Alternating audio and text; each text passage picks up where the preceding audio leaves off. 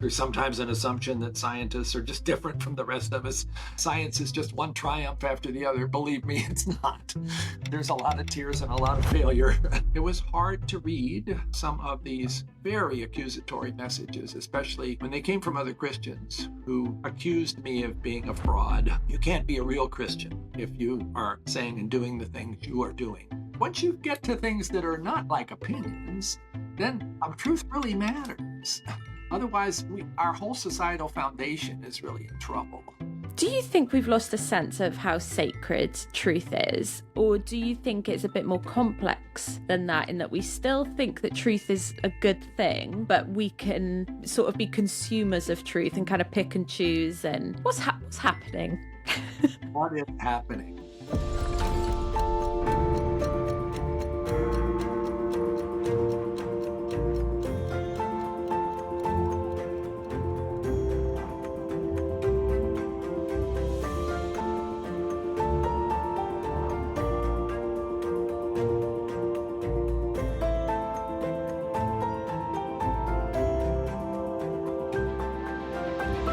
Welcome, everyone, to another episode of the Re-Enchanting podcast, the final episode of Season 5, our 50th Re-Enchanting conversation.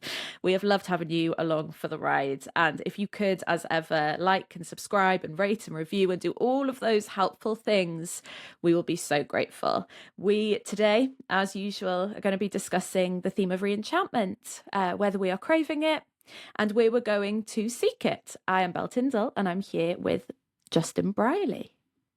Hello, thank you for joining us again. And it is a rather special guest for our 50th episode. Francis Collins is a physician and geneticist whose groundbreaking work has led to the discovery of the cause of cystic fibrosis, among other diseases. He led the Human Genome Project, which first sequenced the entire human DNA. He established the science-faith organization BioLogos, and these are just a few of the extraordinary accomplishments. And he's gone on to serve 3 US presidents as director of the National Institutes of Health. Francis's new book, and he already has a New York Times bestselling book that was written several years ago, but the new book is titled The Road to Wisdom: On Truth, Science, Faith and Trust, and covers some of the controversies and challenges he has faced personally in his public role as a scientist and government advisor, especially leading the USA's COVID response during the height of the pandemic. Well, in light of the 2024 presidential election, we'll be talking to Francis about whether we can re-enchant truth, trust, faith and wisdom in an increasingly polarized world. Welcome along to the show, Francis. Wonderful to be with you, Justin and Belle. I didn't realize until just now that I'm the final episode of your season, so we'll try to do it upright. Well, there's a lot of expectation now riding on your shoulders, isn't there, Francis? I'm sorry about that. You are the big finale. I am so excited for this conversation, and I do feel like I say this a lot, but I mean it with every inch of my being, because I feel like your book and this conversation has just arrived in my life at the perfect time, and I can't wait to talk all about it. But before we talk about your book, seeing as this is the 50th conversation we've had, our listeners will know well that we always start by asking you not what you're writing, but what you are reading. Well, if you saw my office, and I will spare you the look, you would see books that are piled up, several piles, each of which may have 15 or 20 books in it, because I've gotten a little behind on the things that I was hoping to read. Maybe over the holidays that are coming up, I'll have a chance to catch up. And I read kind of broadly in nonfiction. I don't really read much fiction. I'm in a book club, which is great, because that means there's once a month where I really will need to read the book, because you don't want to show up at my book club without having read the book. But the 2 that I have closest to me right now are not book club readings. They're just interesting. So one of them is this book called Keeping the Faith by Brenda Wineapple, and it's about the Scopes trial. Keeping the Faith, God, Democracy, and the Trial That Riveted a Nation. The trial in 1925, based upon whether it was in fact legal to teach evolution in the school system, which Tennessee has decided it wasn't. And this, of course, was the trial that pitched Clarence Darrow against William Jennings Bryan and kind of set the stage for decades of really unfortunate relationships between Christians and science in the United States. So just started to dabble into that. The other one, I'm a guy who really loves music, and I've worked on a project to try to bring musicians and music therapists and neuroscientists together to learn from each other, to figure out how music therapy, which can be very powerful, really intersects with what we're learning about how the brain works. And so there's this wonderful book just out by one of the colleagues for this, Dan Levitin, which has the very clever title, I Heard There Was a Secret Chord, Oh, which I nice. recognize from Leonard Cohen's wonderful anthem called Hallelujah. And it's a summary of what we've learned about music and medicine. So, yeah, those are my two for this morning. That's great. What a genius title for a book. I Mm. want to read that book now just on the basis of the title. Um, that's great. Yes, speaking of your dabblings in music, I've enjoyed watching you and hearing Tom Wright, NT Wright, play one or two tunes that you've created together at theological conferences. So I think both influenced probably by Dylan and some of those '60s artists. Yeah, we are definitely children of the 60s between Dylan and, the Peter, Paul, and Mary effect and all of that. But it is a joy to co-write a song with Tom Wright, who puts his part of it together in about 3.5 minutes. And then I struggle Yeah. for 3 or 4 days with my part. It's I great. No, feel it's like fun. you're both saying this very casually, but I had no idea that this exists. And I feel like a song written by N.T. Oh, Wright and Dr. Francis Collins, this has blown my mind. well, if you What? go into the further reaches of YouTube, I'm sure you'll find a video of them Yeah, both it's out singing there. and playing together, Belle. Wow. So Okay, yeah, excellent. yeah, Well, you're welcome, yeah. Willed. To that. Anyway, just a taster of the many different ways, the different facets of Francis Collins. Look, there's the elephant in the room here, if you'll excuse the pun, is that we are recording this just a few days after the US presidential election, Francis. And you have served under 3 different presidents as head of the National Institutes of Health. So what are your thoughts about the outcome of this week's election? Well, it obviously was incredibly contentious. And the outcome, which was not a close call at all, despite the polls that predicted it was going to be razor thin, it wasn't that razor thin. It was really quite a decisive victory by Donald Trump, the former president. And obviously, the run up to the election was full of tensions, recriminations, accusations, a lot of the things that have caused me to be deeply troubled about our society and that are outlined in this book, The Road to Wisdom. We've become very willing to not just say those people over there are misguided, but to say they're dangerous, they're evil, they're stupid, all kinds of things that we are quick, it seems, to ascribe to our fellow humans who don't happen to agree with us politically. This election has heightened what was already a pretty bad situation and made it even more clear that we got a lot of work to do if we can bring ourselves back into a place where we have respect for each other and we can make a plan for how we can go forward in a way that encourages human flourishing instead of human animosity. I wish I could say that now the election is done, everybody will settle down and everything will start to be comfortable again. It seems unlikely, given that this particular president elect has certainly been a source of a lot of the consternation and polarization in the country. My appeal is for the people who haven't already fallen into the trap of being on the far left or the far right fringe, and I'm not quite sure how we can reach those folks, that the rest of us, that More in Common, this organization in the UK and now in the US, has called the exhausted majority. We Mm. are exhausted. We're just fed up and tired with all of the vitriol and ready to come back together again. It's the time to do that, but it won't be easy to do so in a political environment that is so charged with expectations of all kinds of Mm, trouble and mischief. So yeah. I'm not particularly positive about how our next 4 years are going to play out. I don't think politically we can expect much in the way of healing, but maybe we, the people, now faced with this, can figure out how we can play our part to try to Mm. achieve something in the way of a coming back together. That's what the last chapter of my book is arguing for.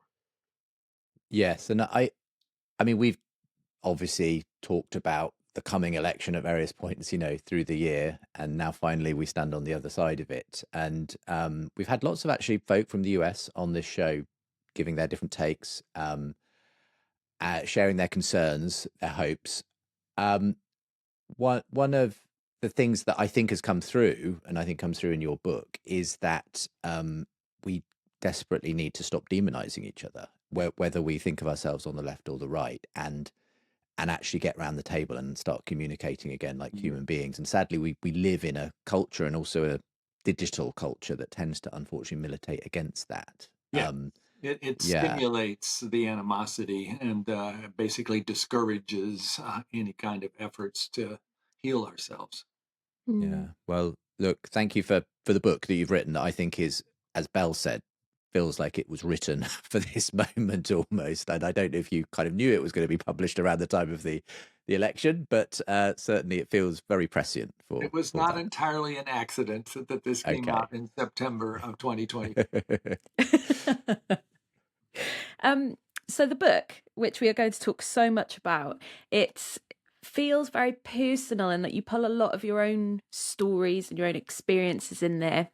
A lot from your professional life, because you have an incredibly impressive bio, which we read at the top.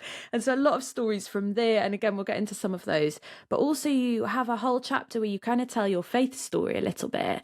And I was just wondering if you could tell us a bit of that story now. As a kind of a way of framing then the way you see wisdom and the sources from which you gain it. Absolutely.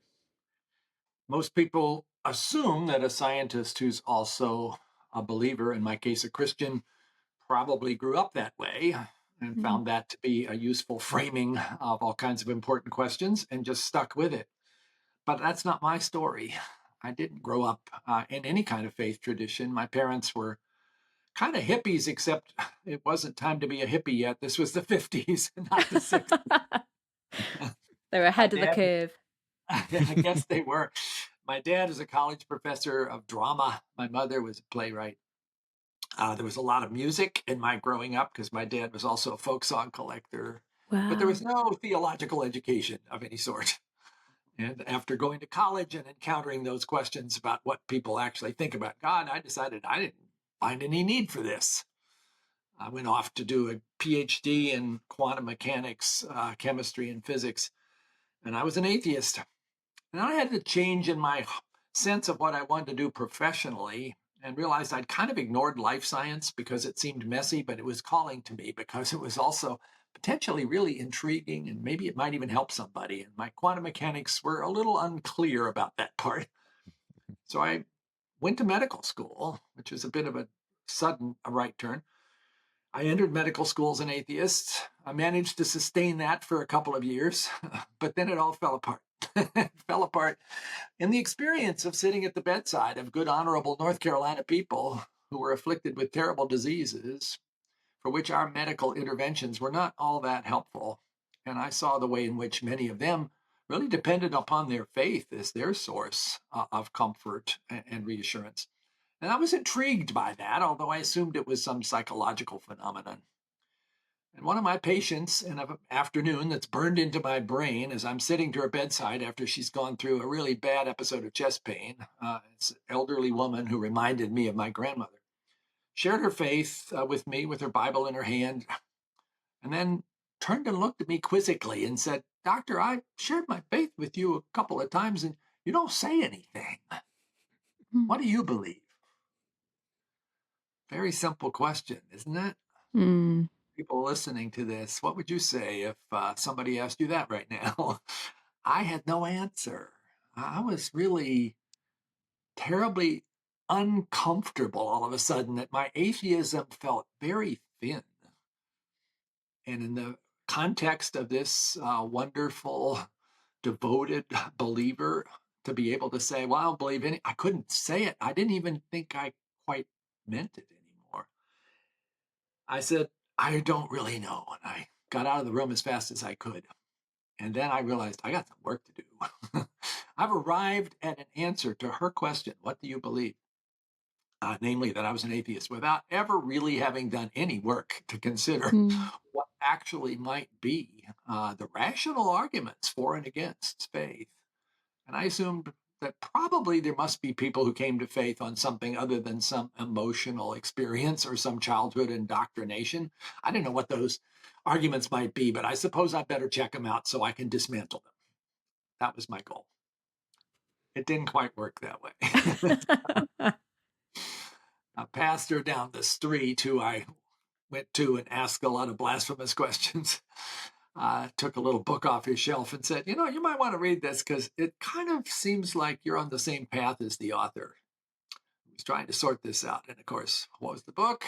That was Mere Christianity. That was C.S. Lewis. And in the first few pages, my rudimentary arguments against faith kind of fell apart because Wow. I realized they were the arguments of a schoolboy, and I had never really delved into this subject with any seriousness. Mm. And over the next 2 years, kicking and screaming, began to realize atheism had to be the least rational of the choices because it is, after all, the assertion of a universal negative. And scientists aren't supposed to do that. Your knowledge is incomplete to assert the non-existence of anything. So there you go. And agnosticism felt like kind of a cop out. Like, okay, that you can travel through that space, but you want to stay there. And the more I read about the various world religions, I realized they had a lot in common, but there was something very different about Christianity, which was the person of Jesus, who not only claimed to know God, but to be Mm. God and to forgive sins, including mine.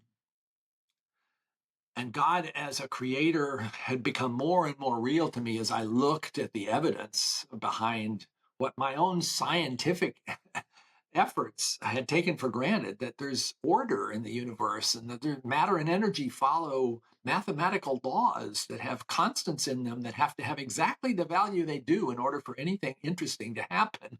Like, whoa, there's some design here that is outstanding. And then there was this, again, back to C.S. Lewis, that first chapter. You remember the title of the first chapter of Mere Christianity? Right and Wrong as a clue to the meaning of the universe, Mm. morality. And I'd never given much thought to morality. I felt like, yeah, there was something there, and I was always trying to do the right thing. Obviously, when I didn't, making excuses, which only proved I believed that there was something there that I was supposed to adhere to.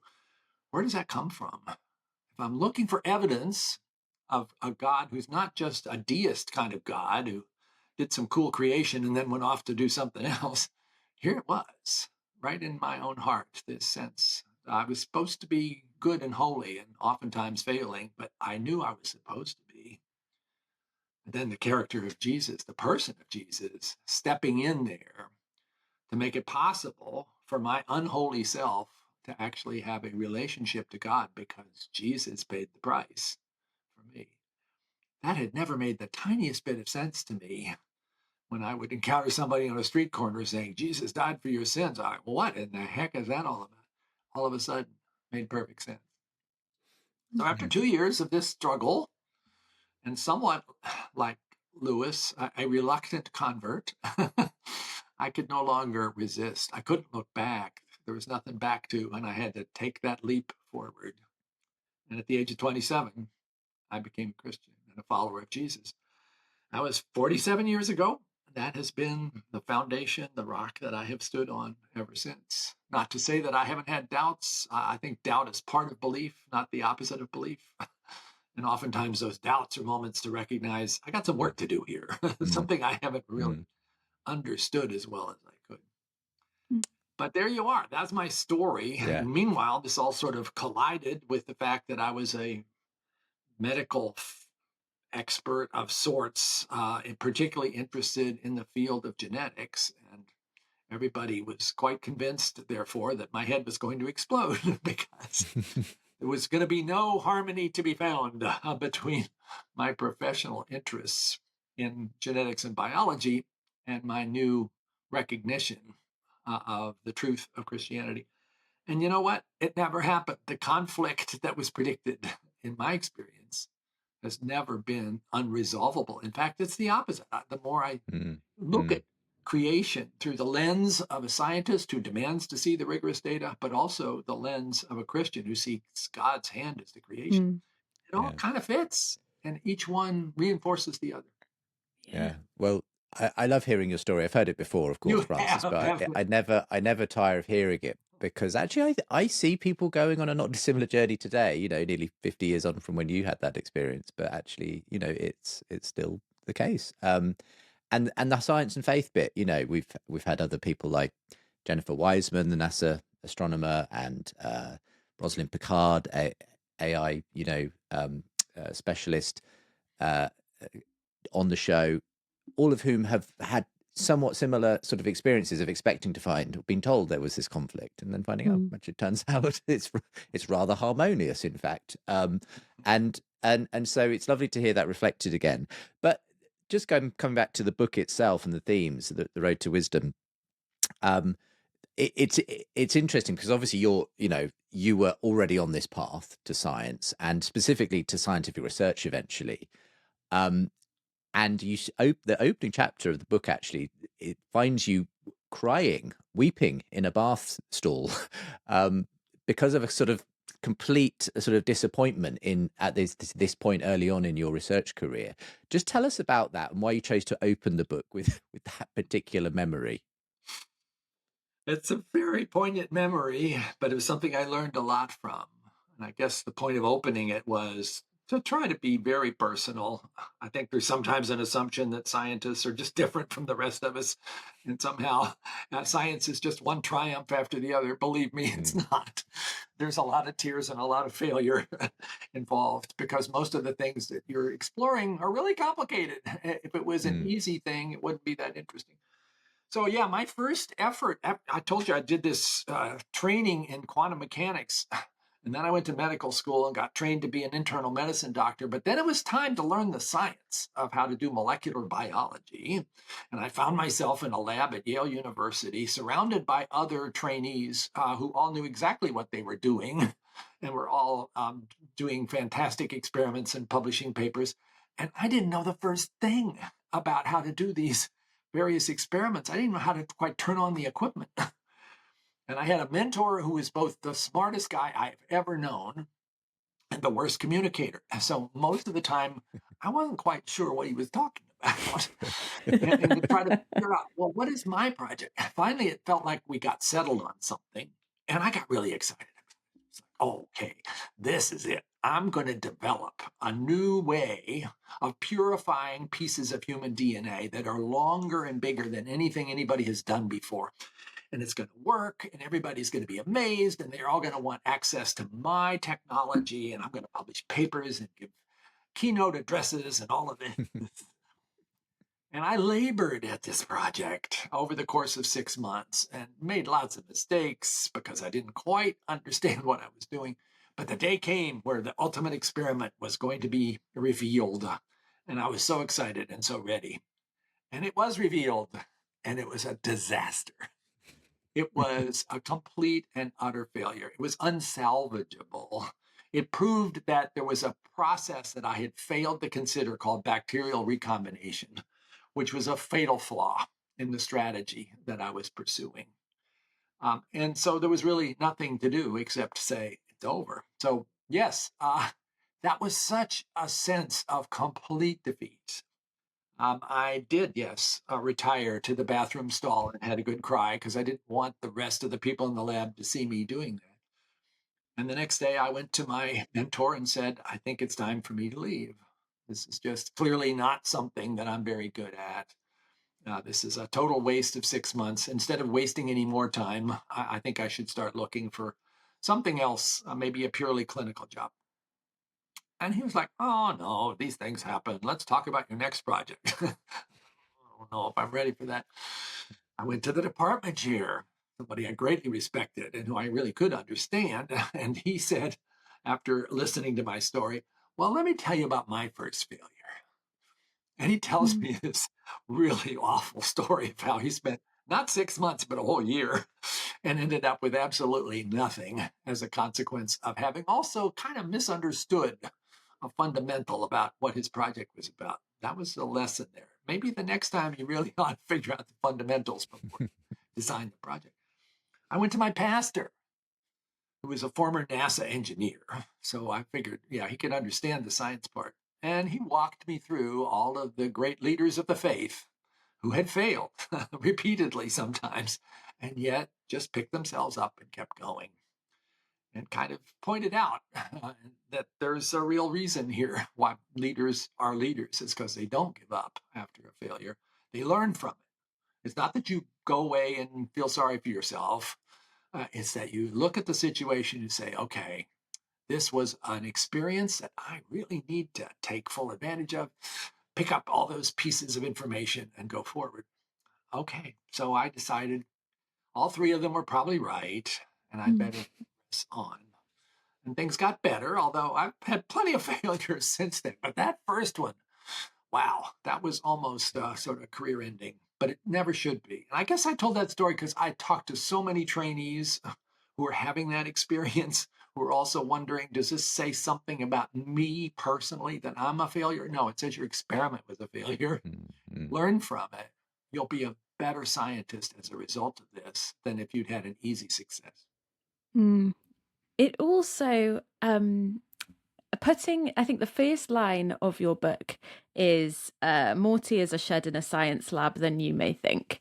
And I am someone who science is not a language I speak. I'm biblical studies, right? I'm as like wordy and humanities as it possibly gets.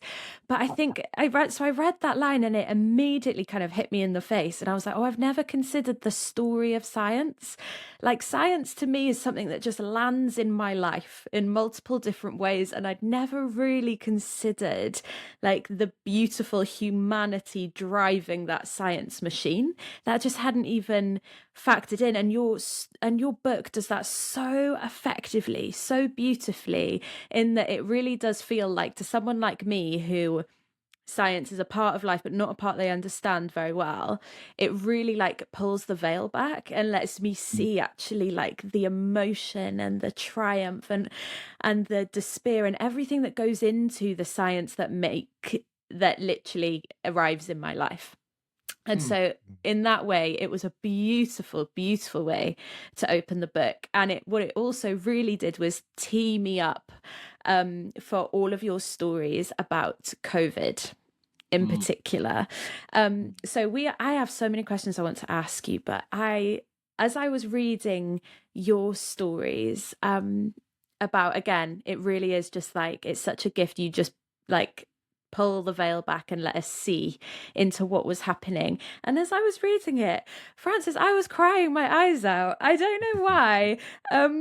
I think what I was thinking about, and if I'm not careful, I'm going to cry again, that I was thinking about getting the vaccine, right, in rural West Wales, in a leisure centre that had been turned into a vaccine centre, surrounded by people in plastic chairs 2 meters away from me in every direction. My neighbours and people who run the local supermarket and people I was in school with, all of us getting this vaccine. And I think what I hadn't considered was everything that you saw to get me sat in that plastic chair in that leisure centre in rural West Wales. Like, our lives have never collided, and yet so much of your work made it possible for me to be sat there. And also you speak about, when you're telling the story, you speak about your prayers. And I was just so struck as I was reading your story, that me being sat in that chair, and I remember praying because it was quite a scary thing, and I remember chatting to God as I was sat in that plastic chair, and then reading it, I was like, in a bizarre way that I will never fully get my head around, the fact that I'm sat there, I'm sitting in an answer to your prayers while you were working that through. And I just, yeah, I can't talk about it for much longer because I will cry again. But and that's really unprofessional. I can't cry in front of Dr. Francis Collins. I can't do it.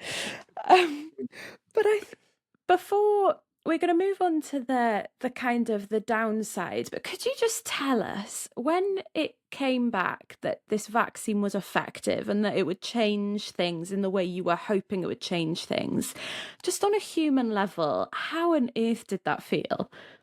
Oh, that was absolutely memorable evening. You know, the way you figure out whether a vaccine works, if you're doing it right, you have to run what's called a double-blind randomized control trial. And for the vaccines, the mRNA vaccines, that was 30,000 participants. God bless them. People who are willing to roll Mm, up their sleeve, not knowing if they're getting the actual vaccine or a yeah. dummy shot. And then you follow them over 3 or 4 months to see who got COVID and who didn't. And nobody knows until the sort of moment where you decide to pull off the blinders. Did it work or not? And most vaccines fail. And I had prayed earnestly that entire year of 2020 and worked 100-hour weeks like everybody else involved in this, trying to be sure that everything was done right. And then there it was, the data showing that both of those vaccines were 95% effective against that original Wuhan virus, with virtually no serious side effects apparent in a group of 30,000 people. And I was supposed to speak to the assembled team at that point because we were all hearing it at the same time. And I couldn't because I was in tears as well. It was felt like such an astounding answer to prayer. But it also Mm, felt like, okay, this is how God does answer prayer, working through the kind of science that God has given us the ability to be able to develop and apply. So it's even for the people who say, well, it was just science, I would say, well, that's God too. God made it possible for this to happen. And I had this sense of relief that finally we've got something here that's going to help. We were losing thousands of people a day at that point to COVID. And now we could turn that around. And for a lot of people, we did. I think I've had my seventh uh, booster and original shot for COVID. But as you know, especially in the US, there were also a lot of people who, despite all of that data, said, no, that's not for me. I've seen evidence on the internet that says this maybe isn't as safe as they claim it is. Maybe there's a chip in the syringe, or maybe this is not what I, as a Christian, should be taking advantage of for various reasons. And that was what I didn't see coming. And that was such a terribly tragic circumstance that led to the loss of a whole lot of lives. In the mm, US, estimates 230,000 people died unnecessarily because the evidence about the effectiveness of the vaccine did not seem right to them. Mm. And they instead adopted a skeptical attitude that was being widely distributed in social media, by cable news, and unfortunately by certain politicians. It was, it was, all of that was very memorable. Um, and I can imagine, you know, now with a little bit of distance from those events, it's easier to see some of the various factors that played into all of the controversy around vaccines and also all the other things that went alongside COVID, mask mandates and everything else. The thing is, it's it. I feel like we're still living in the wake of that, and a lot of, but often the issues move on. But again, it's still a lot about things people are picking up from the internet being passed around and everything else. The reality is, Francis, and this is where we come to the downside, having sort of been so encouraged by all of your story and the you know these achievements, is if someone Googles Francis Collins right now, they might come up across all kinds of blog posts denouncing you. I've read ones literally comparing you to the devil because a certain number of people are so upset in their eyes with you and your colleague, Dr. Fauci, during that period and the things that were done and what they see as sort of mishandling and errors and everything else. Now, we're not going to sort of dive into the detail of these things. It's just not possible in this conversation. But how do you process that when, and this is often coming from people who are, as it were, on your side in terms of being Christians. How do you process that when you're sort of suddenly becoming this object of vitriol almost, and in this way? Well, it hurts, especially coming from fellow believers. And one feels the desire to try to defend yourself, but in some of those very polarized conversations, that doesn't do very much good. So most of the time, I just try to stay silent. I got verbally ambushed by none other than Alex Jones, the founder of InfoWars, in an airport, which then he made sure his assault was captured by his videographer so that it could all end up on the internet, which it did. No opportunity there to have a conversation. It's just all performance. It is certainly the case that I made mistakes during the course of COVID in terms of communications that could have been more nuanced. I wish every time that I was shoved in front of a camera to provide the latest recommendations from the CDC about masks or social distancing, or whether or not hydroxychloroquine was going to be any good for you, that I had made it clear that this is a scientific circumstance that's incomplete, that we have data that's not as thorough as we wish it was. We're just learning about this virus every day. And we're going to tell you the best we can. And you can, hopefully will trust us that we have no hidden agenda here about what you can do to keep yourself safe. But it might turn out a few weeks from now that new information comes along and we're going to have to change that recommendation. And that should not surprise you or disappoint you or cause you to think that we don't know what we're talking about. It's just the way that a scientific process works. We never quite said it that way.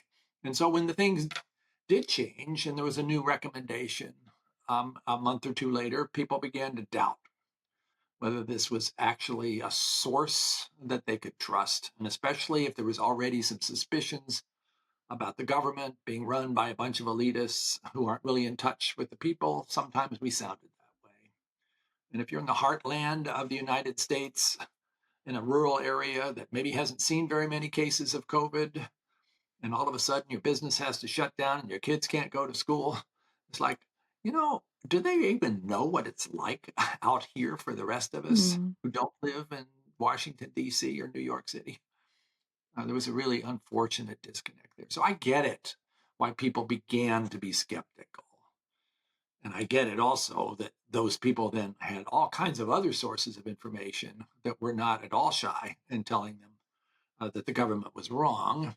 And anger and fear spreads on the internet about 10 times faster than the truth. And it was kind of a perfect storm that had a whole lot of casualties. I am just breaking into today's conversation to remind you that Re-Enchanting is brought to you by Seen and Unseen. Seen and Unseen is a magazine website with hundreds of articles by hundreds of contributors, all written to give you a Christian perspective on just about everything. That's culture, trends, current affairs. There are articles on it all, and you can find all of it at seenandunseen.com. But for now, back to today's conversation. I mean, you're being incredibly gracious and humble, Francis. How do you, I suppose, in the midst of that kind of disappointment, as you've said, just seeing everything after this wonderful triumph, in terms of the vaccine, suddenly this kind of culture war developing all around it, and obviously other Christians often being in the middle of it. How did your faith itself help in any way for you to weather those storms, and frankly, the storms that I'm sure continue to kind of beat around you at various points? Yeah, my faith was very much an important rock during all of this. Um, Here in my home office, which is where I was for most of the COVID crisis, because it didn't feel safe for any of us to go out in very much of a public space. I have pasted up on the wall next to me Oh, a we're whole shifting the camera lot. here for the benefit of audio listeners. Yeah, Yes, there you can see a whole lot of typed pages down there, Mm. taped underneath a series of photographs. Those are all scriptures, and they've right. rotated a lot in the course of the last few years because there's plenty of things to tap into Mm. there. Psalm 46 was a really important touchstone for me. God is our refuge and strength and ever-present help in trouble, because we were in trouble. Mm. And that certainly felt like a good one. And I could find myself getting discouraged. And then I got Joshua, chapter 1, verse 9. Have I not commanded you? Be strong and courageous. All of those were helpful reminders. And for me, my faith life usually began at 4:30 or 5 in the morning, starting out with scripture and some prayer. And that anchored me for whatever the day was going to bring. And yeah, it was hard to read some of these very accusatory messages, especially when they came from other Christians who basically accused me of being a fraud. You can't be a real Christian if you are saying and doing the things you are doing because they don't agree with my view. That was hard to see. At the same time, I never got to the point of feeling like those are evil people. I felt, oh, what's happened that this good, honorable person who just wrote this note, who loves Jesus like I do, has had so much of a barrage of information coming at them and are so torn up by anger and fear and distress about themselves and their families that this is the outcome. How can we help them? How can we come up with a better way? Hmm. And this is where your book is absolute gold dust, because the road to wisdom, it's the road to a better way, I guess. And as Justin has said, you tackle 4 categories there, or 4 sources of wisdom. Faith, science, there's trust, and there's truth. Can I ask you a bit about truth? And I have a very specific question to ask you, because you give categories of truth and you give categories of untruth. Okay, so there are 6 categories of untruth, one of which is a swear word. I'll just put a trigger warning there. So we have ignorance, falsehood, lie, delusion, bullshit, and propaganda. So, Dr. Francis Collins, can I ask you, what is the difference between lies and bullshit? Well, a famous philosopher actually wrote a book called Bullshit, a very serious philosopher indeed. Lies, okay, first of all, lie is when you actually know something isn't true and you propose it anyway in speech or in writing. That's different than just, well, you didn't know the actual facts and so you Mm, propagated something that wasn't the case. A lie is an intentional distortion of the truth. Bullshit, as described by this philosopher whose name I'm blanking on, basically is a circumstance where you are including a whole lot of things that are not true, just basically because you don't care. mm. Much of public advertising fits in that circumstance where you're trying to sell a product and you attach a whole lot of stuff to it about why it's the best thing that's ever happened and you know you're going to want to buy it in this special deal. That's just bullshit. But basically, it's almost somehow worse because it's a complete disdain for whether there is such a thing as truth. At least the liar somehow knows that there is Mm. truth and they're breaking that rule, but they know the rule's still there. Sure, that's really helpful. So do you think, as you've kind of just alluded to, there's so much untruth out there, and it just feels like it's getting more and more and more and more. Do you think we've lost a sense of how sacred truth is? Or do you Yeah. think it's a bit more complex than that, in that we still think that truth is a good thing, but we can kind of commodify it and sort of be consumers of truth and kind of pick and choose? And what's happening? What is happening? I do worry a lot that we've lost an anchor there.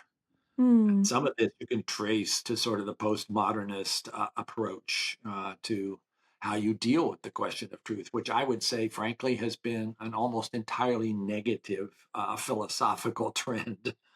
It might be fine in certain areas where you're talking about opinion. Yeah, opinion's fine. Let's disagree about things. Like in the book, I talk about whether men look good in shoes that have brown leather tops and thick white soles.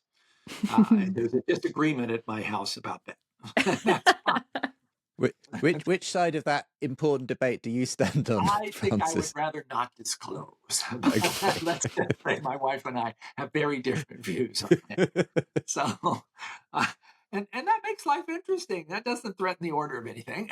Hmm. But now, once you get to things that are not like opinions, then truth really matters. Otherwise, our whole societal foundation is really in trouble. Jonathan Rauch, in his wonderful book, The Constitution of Knowledge, makes that case that we have a constitution of laws, but we don't think about the fact we also have a societal agreement, or we used to, that there's a certain body of information that we consider as established facts. Some of it's Mm. about history. Yes, a man really did walk on the moon. Some people are now asking whether that was not true. The sun is really in the middle of the planetary system, and the Earth goes around it, not the other way around. The Earth is actually circular and it's not flat, and yet thousands of people belong to the Flat Earth Society. This is a problem. Established facts can't be just dismissed because you don't like them. Facts don't care how you feel, they are what they are. But in our current culture, it seems like that's gotten a bit frayed, and you will hear people say, well, that might be true for you, but it's not true for me. That's a Hmm. problem if it's an Yeah. established fact they're talking about. We have got to get ourselves back into a space of telling the difference between an opinion and a fact. And it's all gotten very blurred, and we have phrases like alternative facts. There's Yeah. no such thing as an Yes. alternative fact. Either it's a fact or it's a lie.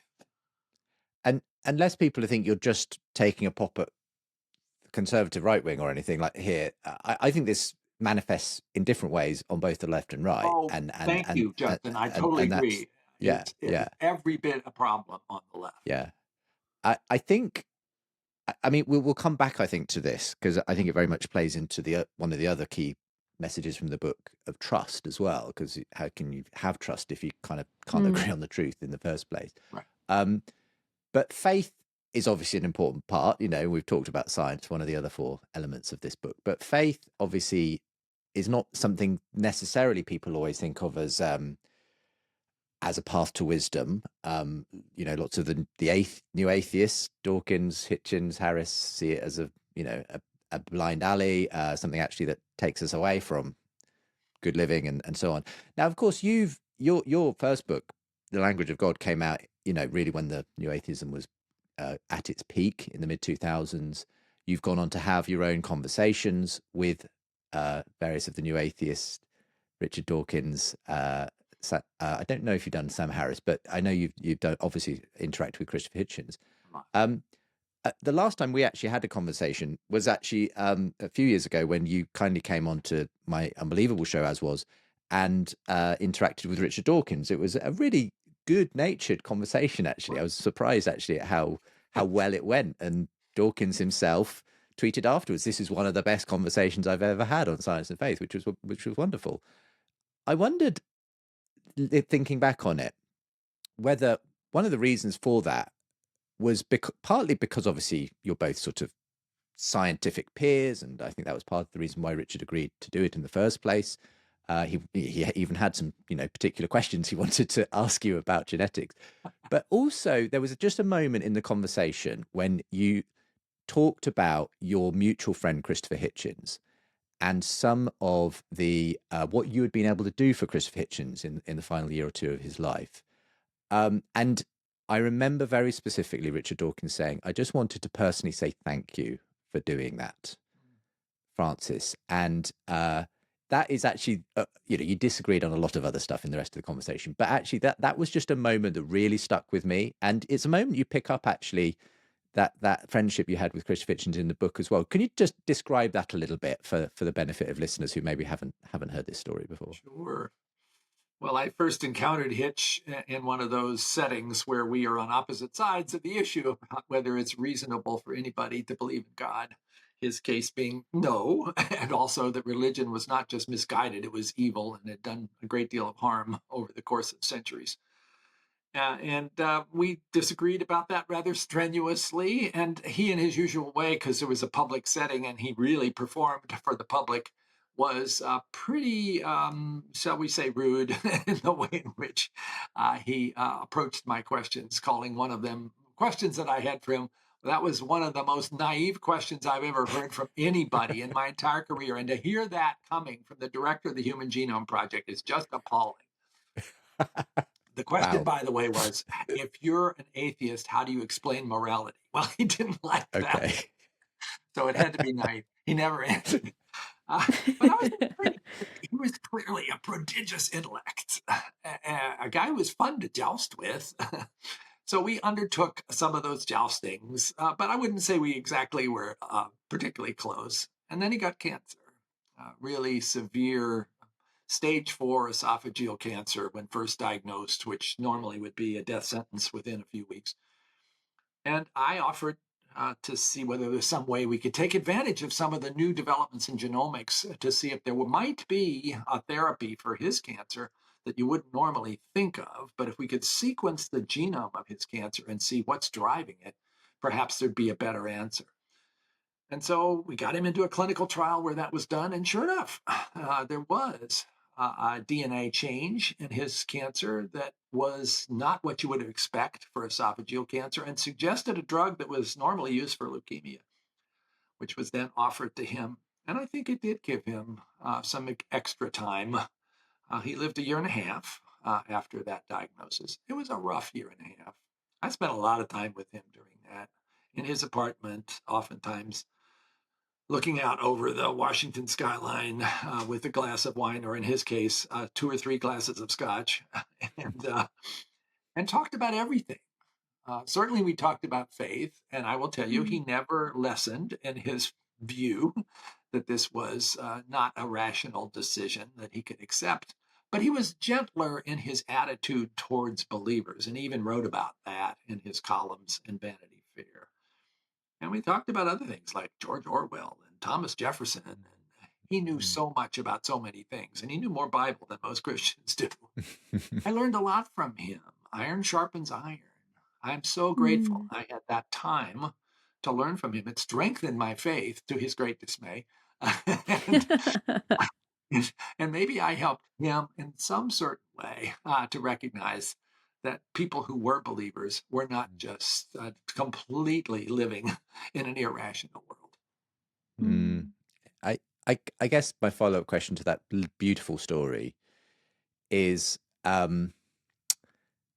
given that he did believe at that time that faith was still a delusion and not a good thing for the world, despite actually behind closed doors, as you know, being really quite friendly with a number of people of faith. How, I mean, could it be that he's been proved right, given that, you know, you look at the world today and you do see a lot of, I don't know, toxicity often associated with certain forms of religion and even some forms of Christianity. And how, so in what sense do you see faith as this potential for being this part of a road, a path to wisdom, given that it obviously can sometimes look a bit like the version, you know, Hitchens often described in his debates and so on? I think one has to draw a clear distinction between what are the real principles, the foundation of faith, which for me, much of it is the New Testament, particularly the words of Jesus, the Sermon on the Mount. If you want to really know what Christianity is supposed to be about, then read Matthew 5, 6, and 7. Jesus lays it all out there in a way that must have scandalized his hearers at that time and scandalizes people today, because it's all about putting away your pride. Blessed are the meek, and about being a peacemaker, because they will be called the children of God. And it's, of course, about loving your neighbors, but it also is about loving your enemy. That's in there. That's an explicit request of people who are going to follow Jesus. When you look at what the church today in the US is doing, a lot of it doesn't fit that very well. You take that wonderful, pure spiritual truth that is given to us in the words of Jesus, and you pour it into rusty vessels called human beings in order to create something you call religion. And then it comes out not looking so clear and pure anymore. It's just a documentation of our fallen nature. So please, people, when you try to assess the truth of Christianity, go to the real foundation, and don't assume that what you see currently being demonstrated by people who call themselves Christians is actually quite what that foundation calls us to be. The church, particularly in the US, has been overtaken by political messages, some of which are the exact opposite of that Sermon on the Mount. And there's almost as much divisiveness and polarization and animosity and even just downright venom being expressed by Christians to each other in what is supposed to be God's house, where those things were actually specifically warned against. We have a lot to do here to bring our own Mm. foundations of faith back into the conversation. There is an effort to do that. I think some of the leaders of the Christian church watching at what's happened have put forward a statement about a recommission to the gospel. And I hope that is an opportunity now to turn the corner on what has been really a difficult and pretty painful thing to watch, especially over the last 5 or 6 years. And Mm. COVID somehow made this worse, just at the point where Christians might have been in the best position to do what they've always done in the past, to run towards the crisis Yeah. instead of running away or blaming somebody else for it. I think, as you said earlier, in regards to sort of the political climate, I tend to think that and say that a lot about Christianity as well. There is an exhausted majority, and you might not hear from them very much, but I promise there's an exhausted majority, who are trying their best. They're, all of that sort of thing. You in the book, and it's sort of right at the end, because I think what's lovely about your book is you sort of diagnose and you prescribe at the same time. You say, here's what's gone wrong, here's what's not great, but you don't leave us in that place. It is in no way a doomy book. It's incredibly, incredibly hopeful.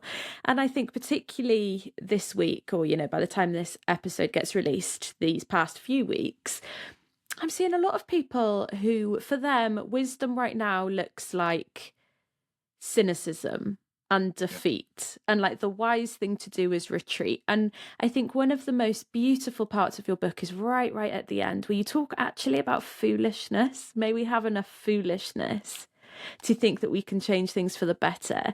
And that in some kind of upside down paradoxical way, that is wise. That is wisdom. So could you just tell me a little bit about either what wise foolishness or foolish wisdom, what does that look like to you?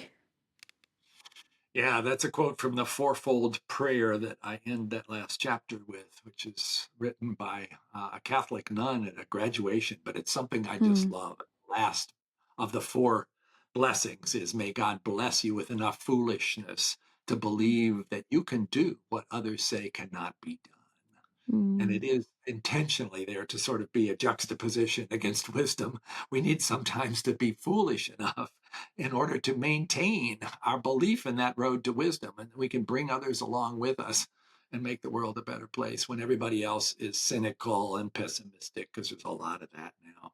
We need the mm, exhausted majority to basically step up to the opportunity here. I think that's the way we're going to find our path forward. And that means being willing to reach out to people who don't agree with you instead of just avoiding them and really trying to understand their perspective.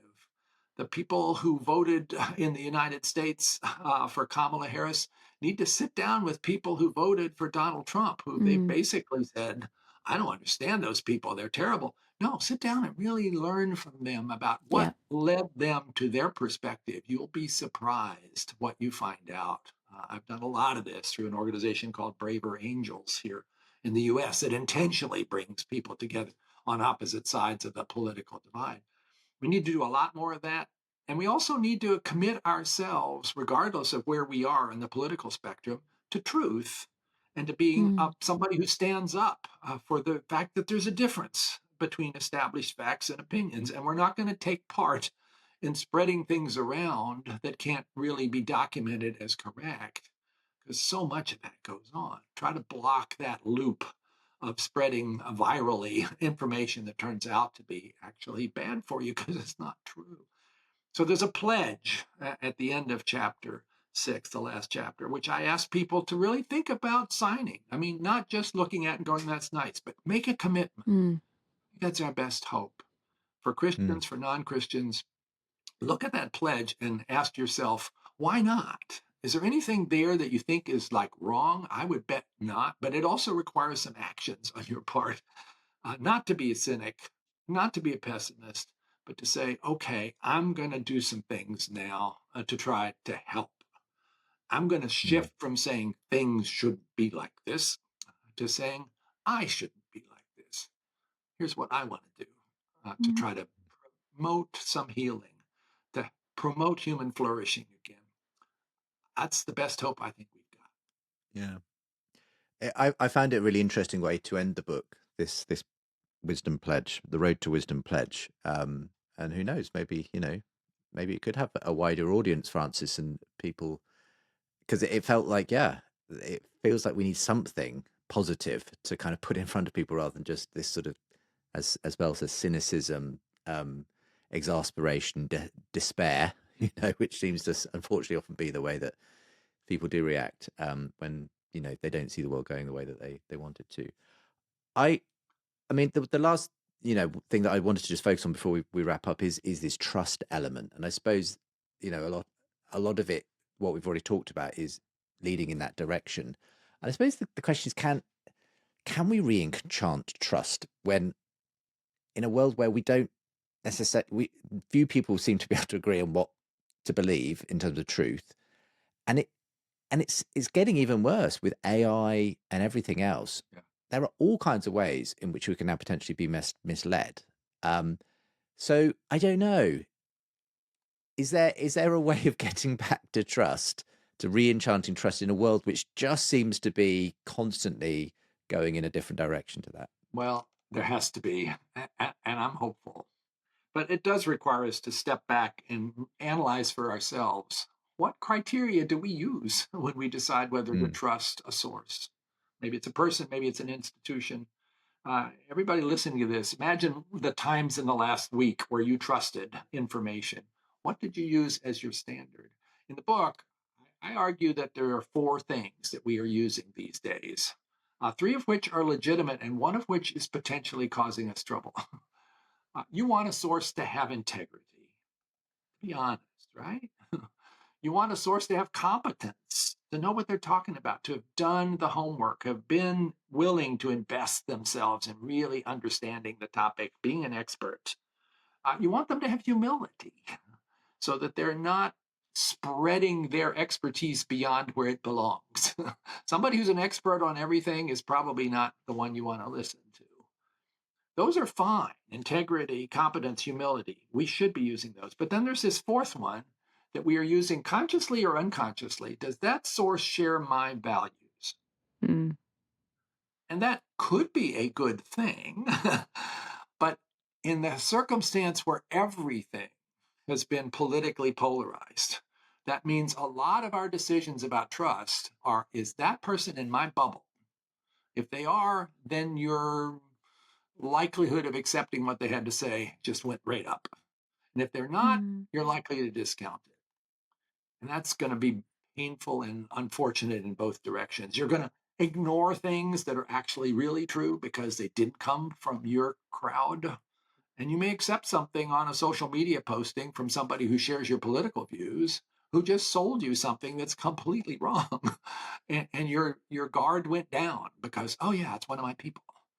So think about that. And I think we all need to reevaluate our standards for how we assign trust to try to get back on track. It's critical to get on track. We have lost trust in virtually all institutions across the board in the last few years, and especially since COVID. Mm. Society depends on trust in institutions. We need them. And to discard that trust just because of our general cynical attitude is not a place that's going to lead us to a good mm, future. Got to step back. In many mm, other Mm. places too, mm, like truth, mm, mm, trust needs to be reassessed to be sure that we're yeah, following what we're called to do as human beings and especially as people of faith. Yeah. yeah. So, truth, science, faith, and trust. That is the road to wisdom. It's become one of my, just totally coincidentally, it's become probably my most frequent prayer at the moment, both like both when I look at the world around me, but also in my own life, is that there's that verse, isn't there, in James that says, ask God for wisdom and he gives it generously. And that's become one of my most frequent prayers of the moment. And it truly, I hope this isn't so cheesy to say, but it truly feels like this conversation and your book is a tangible way in which God has so generously answered that prayer for me. So just on a personal note, thank you so much, Francis. Thank you, Belle. Thank you for, reminding everybody about that wonderful quote from James, which I have on the wall of my office with wonderful artwork done by my daughter. If any of you lack wisdom, let him ask of God, who gives to all generously and without reproach, and it will be given. Amen. Yeah. Well, look, you've certainly given me some hope, some wisdom for the future. And this interview will be going out in the season of Advent when we are looking towards the dawning of hope again. And I just would recommend anyone who needs an injection of hope and wisdom to go and get the book. It is called The Road to Wisdom on Truth, Science, Faith and Trust, Francis Collins. And you can find a link from today's show. But for now, thank you so much, Francis, for being our guest on this. Yes, the 50th episode at the end of season 5 of the podcast. Thank you so much for being with us. It's been an honor to be with you, Belle and Justin. Really enjoyed the conversation. Thank you so much for what you're doing to encourage people where we all need more of that. Thank you so much. And thank you to everyone for joining us for season 5 of Re-Enchanting. Have a wonderful, wonderful Christmas, and we will see you in the bright, shiny new year. Hello, it's Justin and Belle from Re-Enchanting. And as we approach the end of the year, we approach the end of season 5 of Re-Enchanting. So we wanted to give you a sense of some of our highlights from this past season. Yes, this past season marked 50 re-enchanting conversations. And I think my highlight from season 5 is maybe the most re-enchanting conversation we've had, in that it utterly enchanted me. I had an enchanted glow about me for days. And it was Claire Gilbert who taught us all about Julian of Norwich, but also about herself and her own journey, and just the way she spoke about the depths of spirituality and what we crave and what we want and what we seek for. Oh, I've listened to that episode probably more than anyone else, and that's really sad. Yeah. No, it's not sad at all. I loved that episode too. Just so fascinating to sort of literally put yourself in the shoes and the cell of Julian of Norwich in that episode. My highlight from season 5 was, it's really hard to choose, to be honest, but probably is the first episode, which we aired with Alex O'Connor, also known as Cosmic Skeptic. It was a biggie. It was very popular on YouTube. Do check out the comments. And one of the things I found most funny, though, about Alex is just his journey, because he did very much start as this sort of atheist teenage YouTuber doing videos from his bedroom. As we speak, he's now got over 1 million subscribers on YouTube, which kind of puts our little channel into perspective. But it's humble beginnings, that's all it is. Absolutely. But he's also just developed so much himself. Still not a believer, but nonetheless far more open to the arguments for Christianity and to just having really good conversations with Christians. And I felt this was a really good conversation that we had with Alex. I think he's actually, in a funny way, even as someone outside the Christian faith, actually creating a lot of intrigue around Christianity, actually kind of opening a door for people to maybe even take it more seriously. So he's my favorite kind of atheist. Your favorite kind of atheist. And you know a few, so that's high praise from you. Yes, we have loved not just this series, but every series of Re-Enchanting. These 50 conversations have been so special, and they've all been made possible by your kindness and your generosity. So firstly, we just want to thank you for making these conversations possible, and want to encourage or invite you to give. If you feel you can do so, you can do that at seenandunseen.com/give, and you can make further conversations happen. We are so thankful that you're on this journey with us, and we cannot wait to see you in the new year for season 6. But for now, have a wonderful Christmas, and we'll see you next year. See you next year.